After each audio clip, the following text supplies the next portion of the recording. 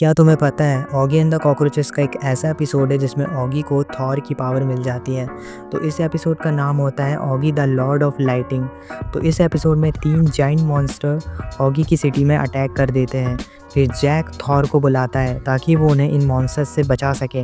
And जब Thor खाना खा रहा होता है तब वहाँ पे कॉकरोचेस आ जाते हैं, जिससे थॉर काफ़ी ज़्यादा डर जाता है। एंड कॉकरोचेस से फाइट करने के लिए थॉर ऑगी को अपना म्यूनर दे देता है। एंड म्यूनर को टच करते ही ऑगी के अंदर थॉर की पावर आ जाती है। एंड इस एपिसोड के लास्ट में हमें दिखाया जाता है कि थॉर ने ऑगी को एक गिफ्ट दिया है।